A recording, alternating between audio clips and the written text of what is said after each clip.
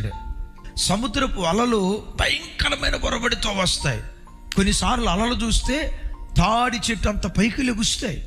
ఎంత పైకి లేచినా, ఎంత వేగంతో వచ్చినా ఎక్కడి దాకా వస్తాయి? ఒడ్డుని ఇసుకుందే అక్కడ దాకా వచ్చి ఎంత స్పీడ్గా వచ్చిందో అంత వెనక్కిపోద్ది. సరిహద్దు దాటి సముద్రం బయటికి రాదు.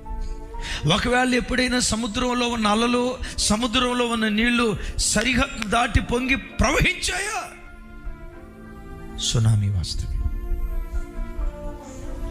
అమ్మా, ఒక అన్నగా చెప్తున్నా, ఒక నాన్నగా చెప్తున్నా, ఒక తండ్రిగా చెప్తున్నా, ఒక భార్యగా నీకు ఒక హద్దు దేవుడు గీశాడు.